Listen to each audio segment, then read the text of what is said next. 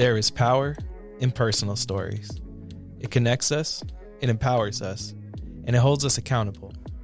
It creates understanding and expands our perspective.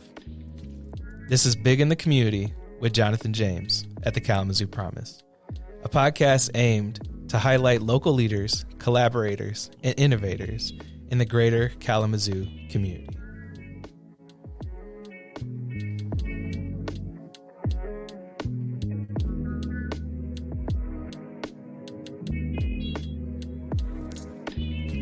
All right, welcome. We're back here with another episode. I'm going to start us off with a quote. We cannot seek achievement for ourselves and forget about progress and prosperity for our community.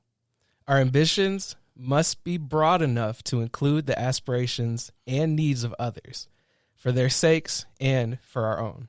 And that's Cesar Chavez, civil rights leader and activist. So today, our guest, Reverend Dr. Addis Moore. Welcome.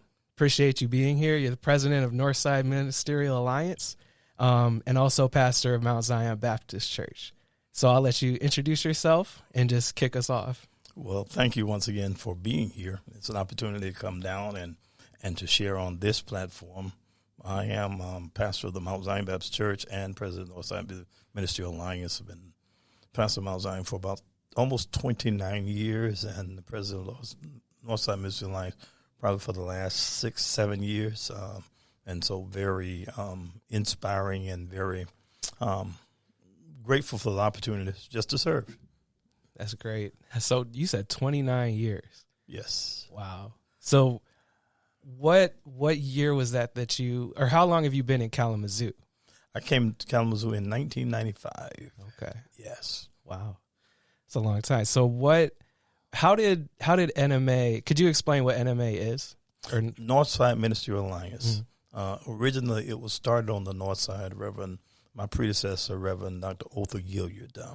And it was originally formed for the black churches on the North Side to make sure that the issues involving the black community got the press and got the attention that it needed to get. So for that to happen, black churches came together in collaboration, the Northside Ministerial Alliance, to make sure those issues concerning education, economics, government, to make sure that the underserved and the not served community got the attention it needed, and to make sure that they were served, or either those issues were put on the table. Nice. Now, yes. I've been in those meetings for quite a while, pretty much since I started at the Promise. And those meetings I got to say, those are the best part of my week. Starting off Tuesday mornings, just learning about new things going on in the community, seeing the work that's being done locally by people invested that are passionate about what's going on in Kalamazoo. And just the fact that, I can start my day off with some worship. Right. That's amazing. And that's what's so important about it. Since it was started with the black church, we don't ever want to lose that flavor, because our faith is so important in the community. And so now it is expanded beyond just the black churches and from just the North Side to the community of Kalamazoo. We think it's important still to maintain that same name, the Alliance. And so our view now is to really touch bases and have relationship with every leader in our community, every organization, and so that we can form those partnerships that's needed to collaborate to ensure that we're able to touch individuals that have the power and the position and the opportunity to change policies and procedures so that the community can become better. Because our mission with Northside Ministerial Alliance is a community living in truth and righteousness, wherein every individual and those that have been underserved for years and years get the opportunity actually to advance and have the opportunities as any other people in our community. That's powerful. I know not every meeting, but most of the meetings, I'll walk away and be like, oh, I need to get in touch with this person, because there's always a presentation from someone in the community about what's going on. And just the setup of it, the way it goes, it's amazing. I just wish that everyone in Kalamazoo knew about it. And that's our intention, really, to get in touch with leaders. If a new leader's in town, or if there's a leader in a position that we really need to know that person. And we said it's a place where leaders come together on a common basis, on a platform where we can talk and share with one another, get to know each other, get to know who in the community does what. Oftentimes we say that Kalamazoo, which it is rich in resources, but one of the challenges is individuals don't know where their resources are. Yeah. And they are down the street, they're next door, they're over in that building, but we don't know the person. So Northside Ministerial Alliance, as we come together and we share that platform, we get to know the leaders in the community. And I think it just makes our community richer when we actually form a relationship as leaders and actually know each other, to the position, actually, we talk to one another. Because oftentimes, Jonathan, what we do is we talk about one another, but we don't talk to each other. Right. And so when we form that relationship with one another, then we know each other. When something come up, now we already have that relationship, and we don't misjudge and have preconceived notions, because I already know Jonathan James, and I know your heart, and I know how you love community. So now it's easy for us to solve potential problems that come up because we have that relationship. And so that's kind of what we endeavor to do. Yeah. And a lot of that lines up with what we try to do here at The Promise. I mean, we try to have those actual relationships with our students, with community members, so that way when we refer someone to another organization, we know who we're referring to them to, not just the organization, not absolutely. Just, hey, go to that place, go talk to somebody. 9 times out of 10, that won't even, it won't become anything. Absolutely. And when we have that trust, when we have that relationship, it makes it that much easier for a student to go and be successful, and anybody in the community. So I think that's really important that you touch on that relationship and actually knowing each other. And then I personally, I loved being able, when I did present for NMA, I was able to give my testimony, which is also part of my Promise path, talking about how I went to school, but also how I found my faith during that time, which is very powerful. But to be working in a space that I'm able to do that is amazing, which I never knew I could bring my work and my personal faith together, which is a beautiful thing. So I just, again, thank you for that. That was, it's just an awesome thing that I was able to do. And that's what we believe. And I believe particularly that when we work in our area of purpose, and that's when that joy, that's when that fulfillment happens. And I actually believe that we were all created to work in our area of purpose.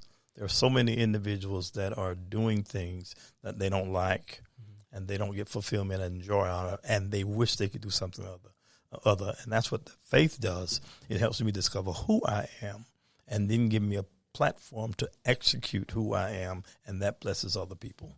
So that's what's so important about this whole faith and purpose piece, because individuals now discover who they are.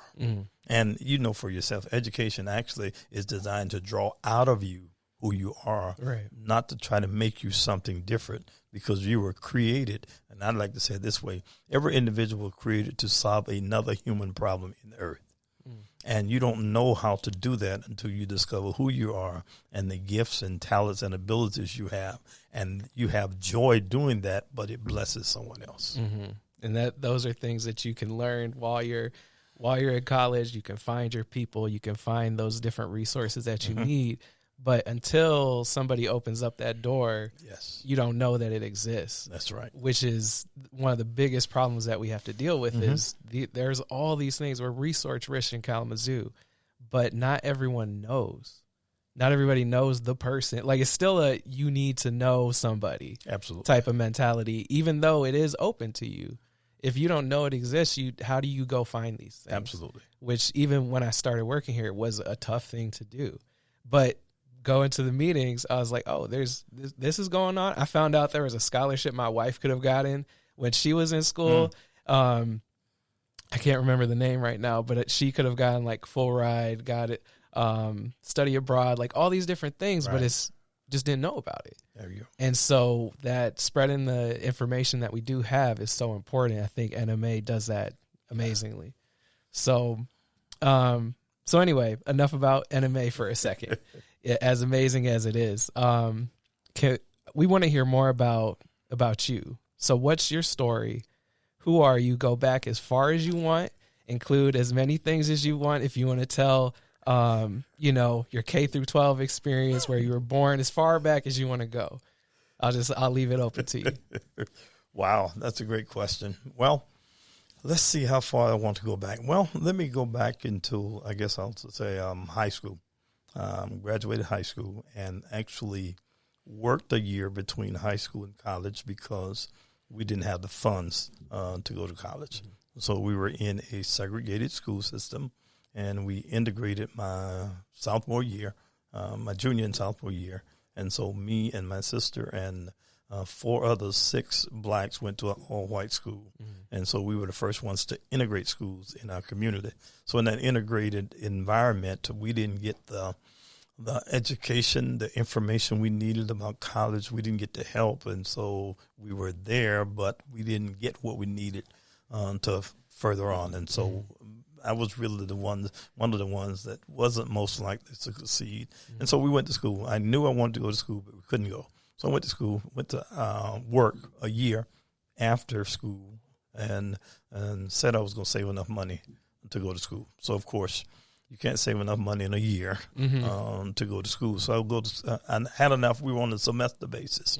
Went to school, got in college for a semester. But once I got there, and this is phenomenal how the Lord moves, then I found out once I got there that we qualified for grants. Right. Now, I didn't understand what a grant was, so they had to explain it.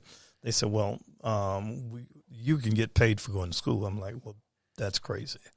And so the persons at college, it was Albany State University, historically black college and university. And so when I got there, they cared enough to make sure that I got the grants. So we filled the paperwork. My parents didn't make enough money. I got a grant. I would register and get a refund. So then I got, while I was in there, I've got in co-op. I was on co-op, so then I could go to school, and I had a summer job automatically because I co-op with the government to Robins Air Force Base. So that was my co-op program. And so I'm good all the way through college. Got a job after I graduate college. And so at that point, I graduated and I have a job at Robins Air Force Base. I'm working there. Then GM calls from Saginaw. They offered me a position, and they were offering me more money. So I'm broke for 4 years, and of course I'm going for the money. And so I get to Michigan going for the money at GM. And so then I spend 19 and a half years at GM as a supervisor and a senior manufacturing accountant at GM. While during that time, I'm continually in church, and God is continually moving on me and with me. That time I got called to preach about in 1991. I accepted my call to preach. I think I was called earlier, but I know I was called earlier, but I wasn't obedient enough to respond to You're God. Like, really? Me? So, no. and this is where church is so important to me, because it was in church that I had a pastor that says, if you're going to do this thing, you got to obey the word. And so it's in obeying the word that I discovered who I was. And that's one thing that most people don't understand. They try to discover who they are in disobedience. And it was when I started obeying God, then I discovered I could hear the voice of God clearly. And God then told me who I was. I was called to preach. That time I was called to preach. So I went back to school, the seminary, and got a bachelor's of religious education. At that time, toward the end of that the degree, Mount Zion Kalamazoo was looking for a pastor. And so the president of the school asked me to put in my resume to Mount Zion Kalamazoo. I did that. I wound up in Kalamazoo. So that's how I got to Kalamazoo. So I actually resigned or quit from GM and moved to Kalamazoo. Most individuals said I was crazy. I'm leaving GM, guaranteed. I'm on the fast track. I'm moving as an executive at GM. I quit that. I moved to Kalamazoo to pastor Mount Zion. Wow. So that's how I got to Kalamazoo. Wow. So you went out on faith, literally. Whoa. So you were really close. Doesn't GM have like a retirement and pension and all that stuff? Oh, absolutely. You were very close to. Well, I was vested in GM. Yeah. And I had my retirement. I had everything set in GM, and we were set. And my wife was working for the Veterans Hospital, and so her retirement, and so we were set. Yeah. But at the time, God called and said, "Move." I shared with my wife, "We got to go." She said, "Okay, whatever you got to do." And so we moved to Kalamazoo, and this is where we are. So yes, I was vested at GM, but we moved. But I moved my retirement with me. There you go.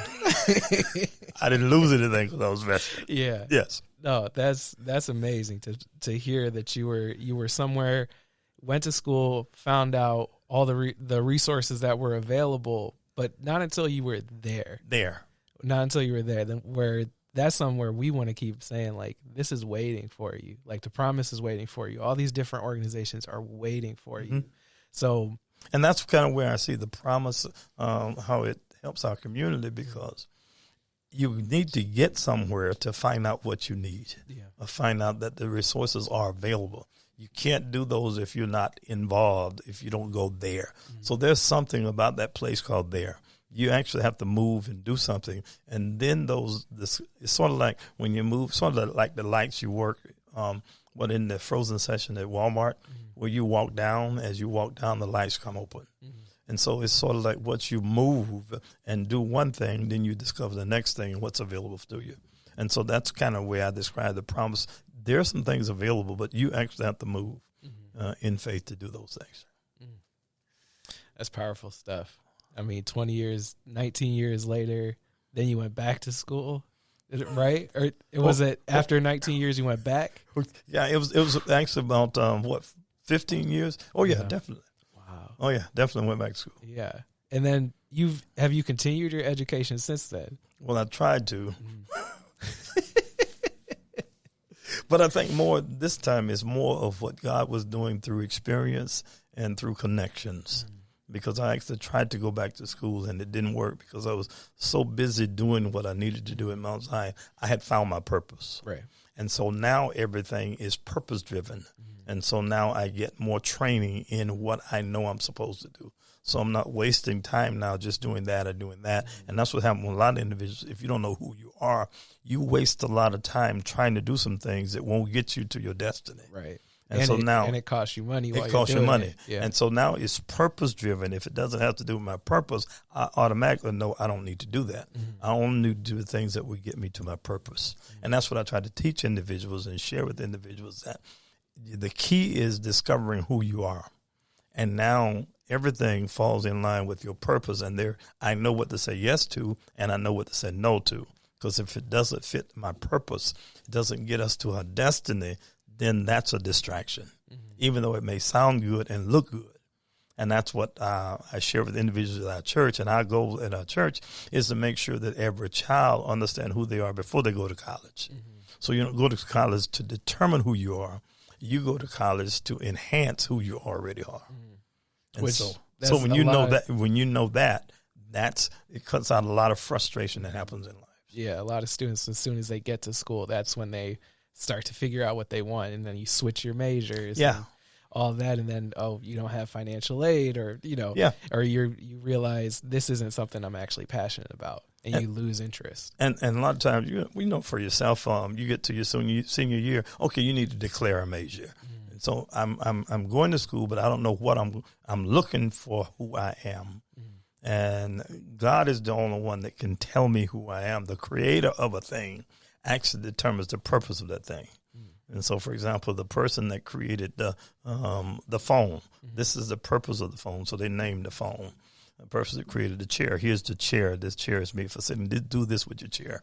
So when God creates us, he then determines who we are. And now we actually get educated on that, and we get training in that, and we get better at that. I like it. When during your time while you were in school and when you were in like higher education and when you were a GM, were there any people that, motivated you? I know you touched on it a little bit, but did you have any mentors, people that helped you figure out where you were supposed to be, where you were supposed to go? Well, Well, I start with my parents because they instilled that effort that better was always possible. They instilled the fact that you can do this. You need to go to school, and that work ethic they actually instilled. And then I remember there was an 8th grade teacher, Willa Mae Jenkins. She actually taught me how to write because she wouldn't let me quit. And so she was tough on me, but that was the best teacher I ever had because my 8th grade teacher was responsible for me being able to write in college because I learned in 8th grade what I need to do in college. And then once again, there were individuals that was placed, the co-op person at Albany State was, I think, all along my career was strategic people that was put there to help me with that next step. Even getting recruited to GM, there was a person at GM that helps me even with retirement because somebody said that when I was 24 years old, look, GM was matching retirement at 24 years old. Somebody told me, said, look, you need to, GM is matching 15%. You need to put in 15%. I did that. 19 years later, that paid off. Didn't know what I was doing. I just did it. But then that really helped me get ready for my future. When I got to church, my pastor, Pastor Rufus Bradley, he was the one that installed that to instill that study ethic. That here it is. Here's the scripture. You got to obey it. You got to do what it says. That's when the change happens. And so then when I became pastor, and there was a pastor, Bobby Joe Talbot, when I got into the district work and getting into community, he would give me opportunities to preach and to lead. And so all along the way, I picked this up from Alex Haley. Alex Haley, if you study him, he was the author of Roots. And so they were talking to Alex Haley one day, and they asked him, and he would move a lot, but there was one painting in his office that he always carried. Others he would leave. And they said, what's so special about that painting? And the painting was, it showed a turtle on top of a fence post. And they asked him, why is this picture so important to you? And he said, look at it. What is it? They said, turtle on top of a fence post. And Alex asked the person, said, how did that person get there? How did the turtle get there? And somebody said, somebody put him there. He said, that's what I always want to remember, that wherever I am, somebody else is responsible for me being there. And that's kind of where I see my life. Wherever I am, someone else put me there. And so when I'm not here, I'm here. I'm not here on my own. Right. It's because somebody opened the door and gave me an opportunity. And so I actually got a turtle on a fence post in my office. But on top of the turtle on the fence post is another small turtle on top of the fence post. So I pushed it a little bit further. So wherever I am, I'm taking somebody else. Somebody put me there. If they put me there, I need to have somebody with me. That's awesome. That's amazing. And so that's kind of my leadership principle now. Yeah. That whatever opportunity somebody gives me, then I've got to make sure at that same time I take somebody with me at that point in time. So we perpetuate that leadership. Yeah. And you can see that in the work that's being done at NMA, also at your church as well. Just that mindset of who else can I bring along? Who else can I guide to get where they're supposed to be at? I think that's something that we're trying to do here as well. And by making these connections, making these relationships with different organizations, figuring out, okay, if Kayon, for example, our digital media and marketing producer, if he was able to go to school, then he was able to do an internship through the Promise and then also start working for the Promise. I always hear his story. I'm like, man, that's how it should be. You know, like it should be that simple where everything lines up. And I'm like, that's amazing. That should be available to everybody. But see, and you've got there's a verse in the Bible that says, Hebrews 10:24, said, let's study one another in order to stir up the love and good works.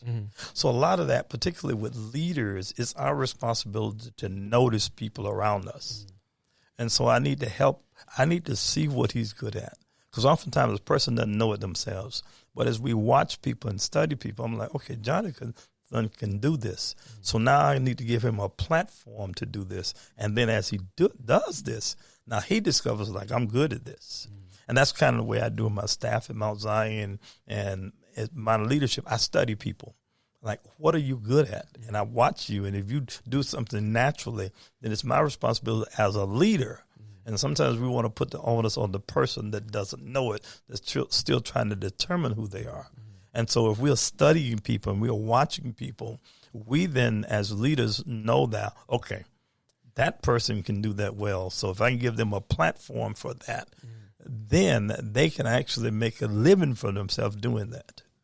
And so I think that's the responsibility of leaders, because oftentimes we want people to come to us. And leaders, we actually need to go to people, and we need to be watching, particularly if we're leading organizations and God has put us in a position of influence and authority, and we actually can give people opportunities.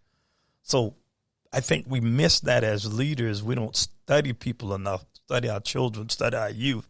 What are they good at? Instead of trying to make them do something else, I need to know what you naturally do well.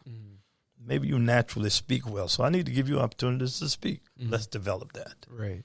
You're creative. I need to give you opportunities to create. And that causes the organization to grow. So it helps everybody. Right. That's that individualization. Yes. Getting everybody, what is it that you excel in? How do I increase that?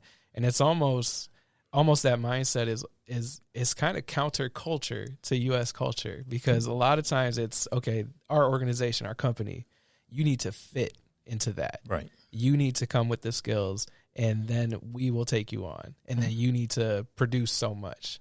And it's not so much, okay, how do as an organization help you figure that out? How do we help you become greater?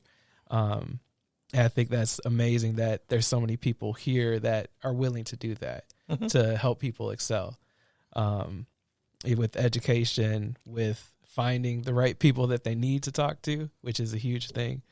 But if you could change something, anything about Kalamazoo, if you could transform it, and that's regardless of politics, money, anything that's going on, what would it be? I think I hit on it. That where leaders would come more to the people instead of waiting for the people to come to them, and actually studying individuals. Because that young boy, we say he's bad and we try and stop him from doing, but he's naturally doing that. Now help him become that, help him do that well. I think that will help us a lot when we pay attention to people on a real sense. And I think you said it. Don't require you to be like me, but help you be your best self. I think when we do that, and I think particularly as far as education is concerned, help draw out of you who you are, help you know who you are.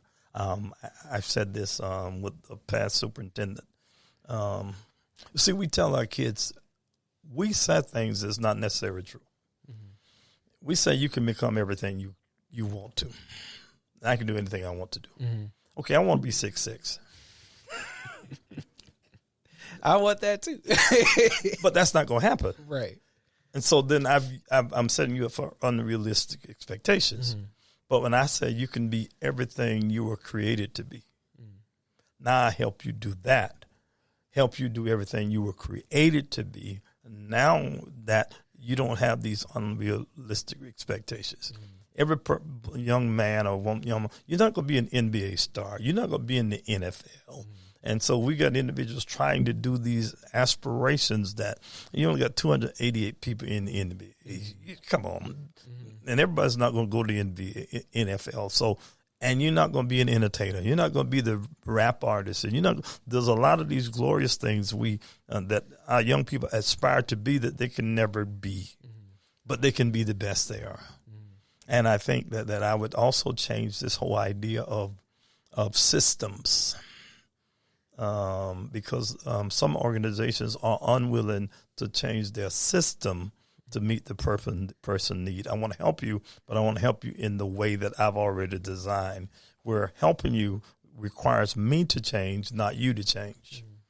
And I think leaders have to learn to change themselves. If I'm serious about helping you, then I need to do something different, not you. Mm-hmm. But I think oftentimes we have organizations and we're in a position wherein the leader doesn't want to change. And I think real growth comes when the leader changes. Mm-hmm. Then the organization can grow because the leader is willing to change. Yeah. So those are some of my leadership ideas that usually go round and round in my head.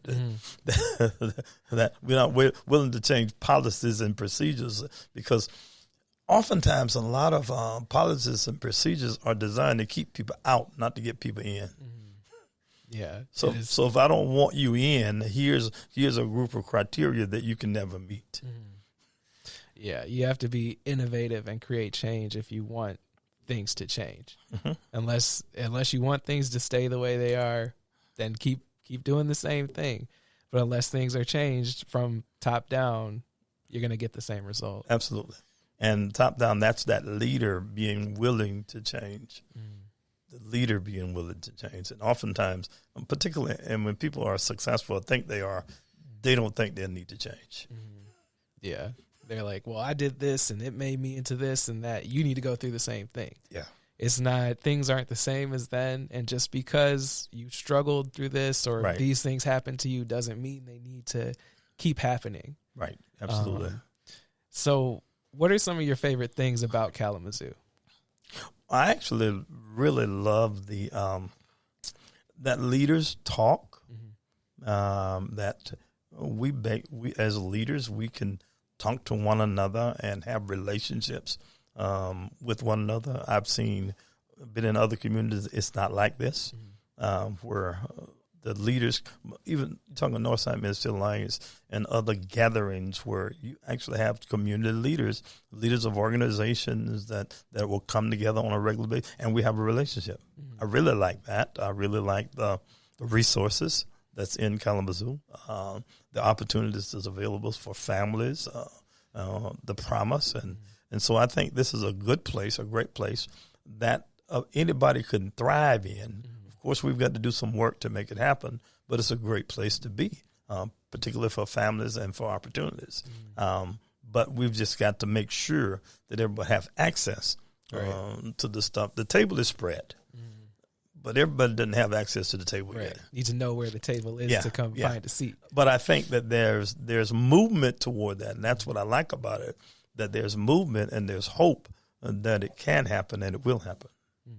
Yes. I like that. So if the promise was available to you, how would that have changed things for you? It's a big question. Well, in a way, it was available because I got a grant. I graduated college with no debt because of grant. Right. Or I guess to change the question, what if you knew the promise was waiting for you? Would that have changed things for you? That would have changed.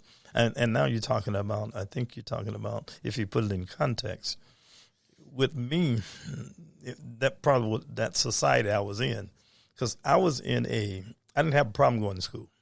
Nobody had to convince me. My parents actually, with nothing, said that I was going. Didn't know how I was going. They said I was going. So we were in a church going and a school going community. Yeah. So from youth growing up, we knew we had to go to school and we had to go to church, and you get the opportunity, you're going to college. And so that was parental, that was leadership from the family. And I think that's missing now from the family. And I actually think, if I can be very honest with you, I think because it was a church going and a school going culture. And because we don't go to church and our focus is not the way it should be on God, then everything now is distorted. Yeah. It's very closed off. It's very closed off. You don't have that support. You don't have community. You don't have people trying to motivate you to do more. Absolutely. So that I agree with that. It is. And so it wasn't only my parents, but it was other individuals in our community that, okay, you can do this. So when you hear the negativity, now remember, I'm in a segregated town. I'm at the time, and I'm born in 1953. So you had colored water fountains and white. So we couldn't drink at the same water fountain. We had to walk on different sides of the street. But yet we had the information from our parents now. And from that spiritual, that you can get out of this, you can do better. You're going to succeed. Yeah. You're going to do this. And that was instilled in us, that the negativity was not strong enough to stop that. Mm-hmm.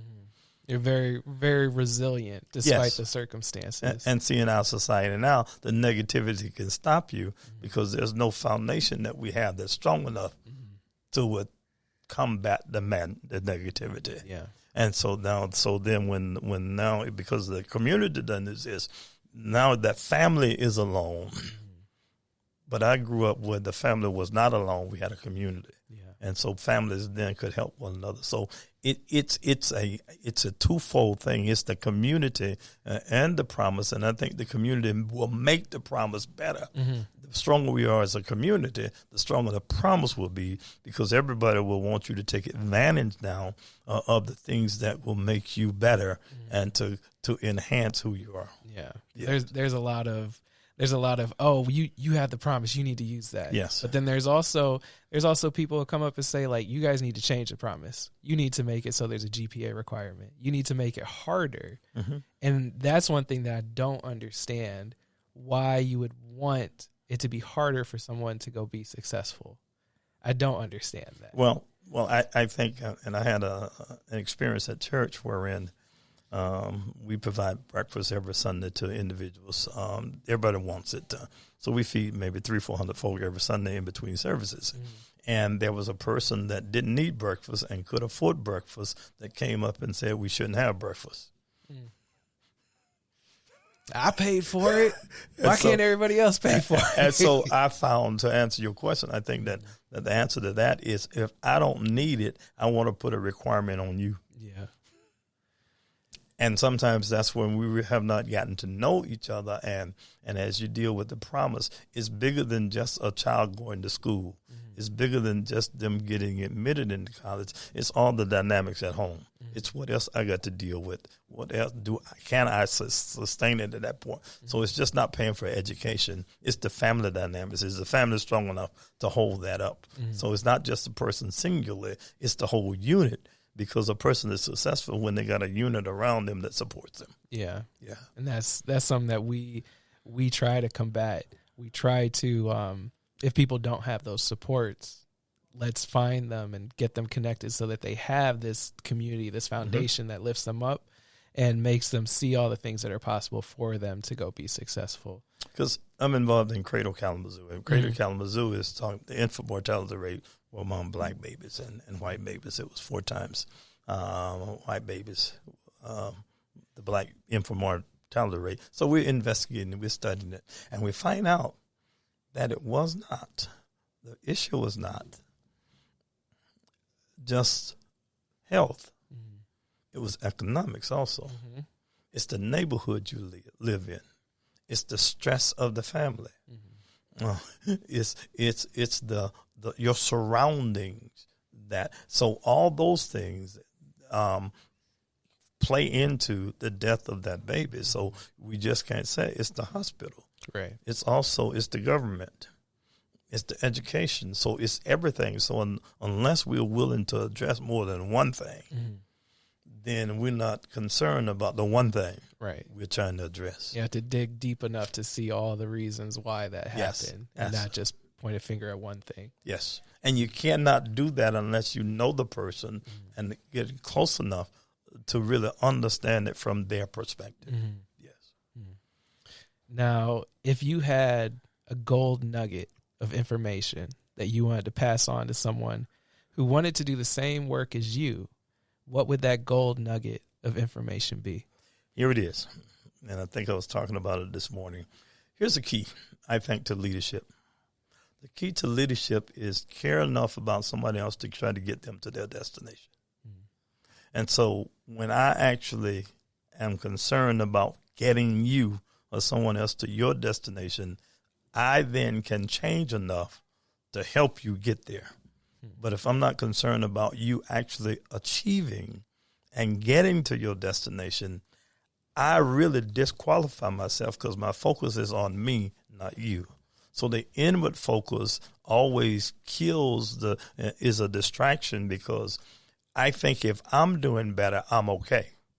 But then the real thing is the discipleship model I think that Jesus makes. The measurement is, did Jonathan do better? Mm-hmm. And if Jonathan is actually doing better, then Jonathan is actually now helping Keon gets better. So the measurement now is not just Jonathan, is the Keon. Mm-hmm.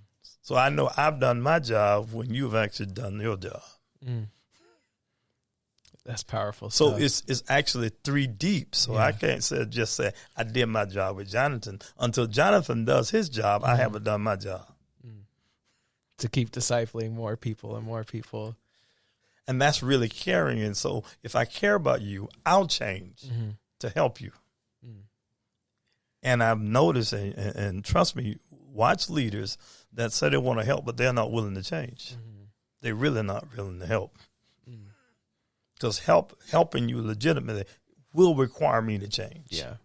You have to understand. And that's what causes me to continue to grow. So if a leader doesn't continue to grow, they will lose their effectiveness. All right, leaders. Shout outs to leaders. And you automatically grow when you care about people. Because you're not going to be faced with the same people or the same circumstances. So now because I've got to move out of my comfort zone, and that's when you grow, when you're out of your comfort zone. You don't grow in comfort. Right. You just stay the same. You stay the same until I require something of myself.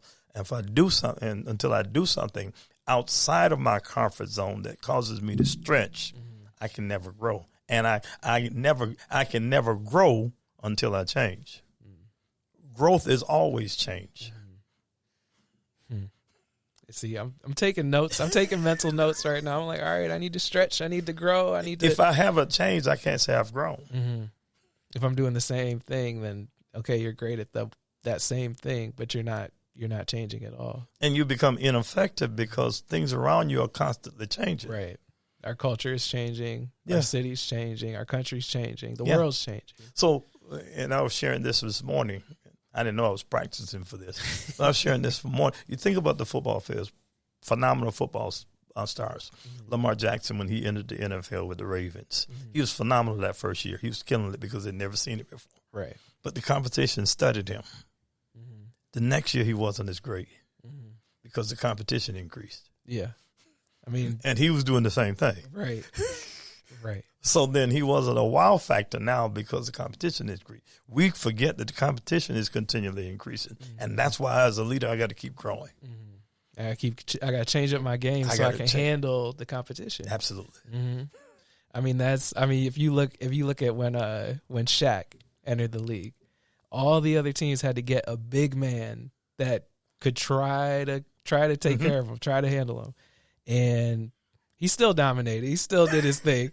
But he did play differently as you watch. And so just to go with your point. He had to adjust his game to maintain his edge. Yeah. Well, I guess we all need to grow and change and stretch as leaders. Moving on, do you have any questions for me or for the promise? Well, I'll try to answer. Well, as you are executing the promise, what is your view? What do you hope to do if you could okay, this is our aspiration for the promise?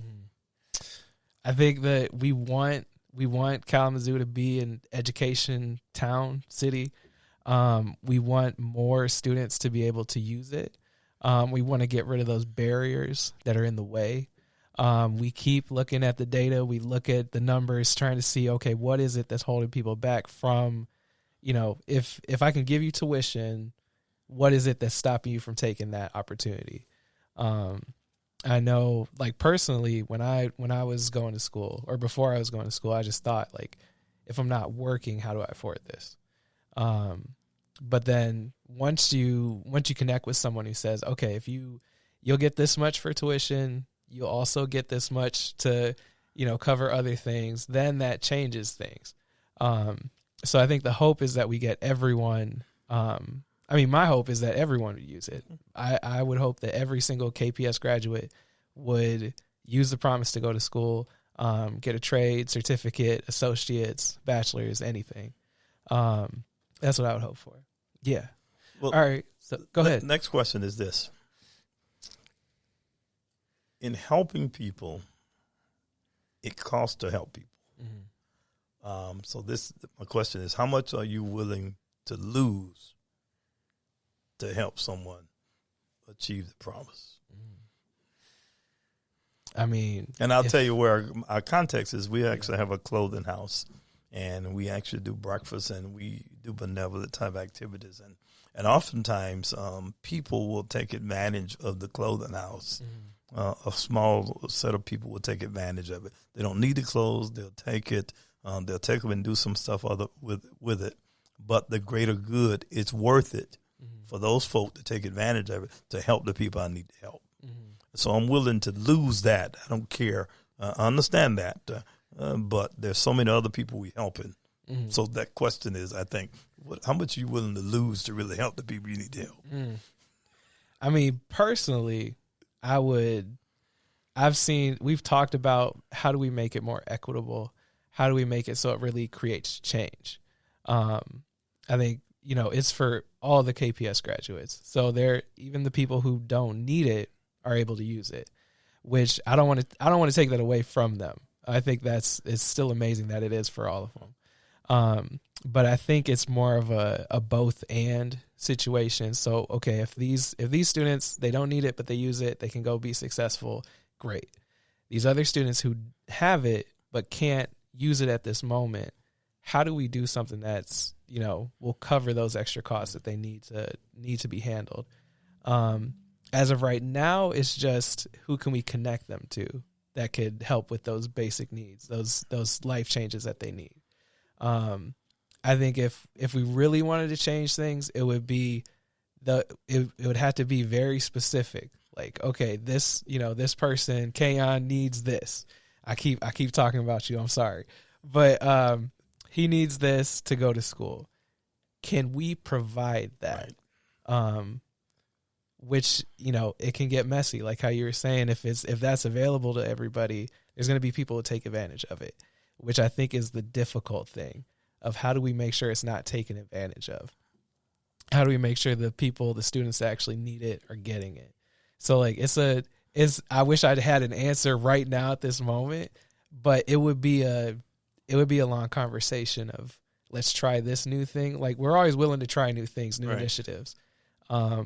But it would be let's try this out, see how it goes. Does it create change? No? Okay, let's try something else. Yes, sir. I like that approach because I don't think we can ever get to the point where we ensure that we are not being taken advantage of. Because I think we lose too much. If that's my goal, to make sure I'm not taken advantage of, then there's some people I'm not going to help. And so I've got the err on the side of, okay, I know I'm helping these many, but I know that these individuals are taking advantage of it, but I've got to do this to reach them. So then, as we used to say in accounting, it's the cost of doing business. Yeah. If I could change it, I'd just make it so we cover whatever you need to go to school. But it had to be like we have a relationship. I actually know what's going on, but then that complicates it too. Do you have any other questions? I'm good. Okay. You're making me sweat over here. So how could someone get involved in the work that you're doing? Well, just so happens, Northside Ministerial Alliance, we start next Tuesday back in session. And what we love for any community leader, any leader of organization to actually be a part of the Alliance. We're in person next Tuesday at 10 o'clock in Mount Zion. But after that, we are Zooming unless there's a special occasion. We like to know you. We like to know what you're doing in the community to make our community better. Know that. And once we know that and can partner with that, making our community better, it's in line with our mission and vision. We love to have individuals so we can partner with it and share that information. And of course, there's Mount Zion every Sunday, every Tuesday, every day of the week with Terry Mount Zion. And so shameless plug right there. Go for it. Anytime I'm here because of who I am. Right. And oftentimes folks ask you to show up, but they don't want you to be who you are. Mm. But I'm here because of who I am. So it's impossible for me not to be pastor of Mount Zion. That's who I am. Right. The pastor of Mount Zion is president of Northside Ministerial Alliance. So it's a both and situation. Yeah. So we can't separate them. Yeah. But I think that's important. That's important that we want to make our community better. We want our children to succeed. We want families to thrive. We just really want to be that light that God wants us to be. Awesome. How can people contact you or your organization? Our Northside Ministerial Alliance, my executive administrative assistant is Minister Caressa Bryant. That number is 269-388-6227. Nice. All right. See, you got it. You got the numbers memorized and everything. I've got one number memorized. As long as you got that one, that's all they need.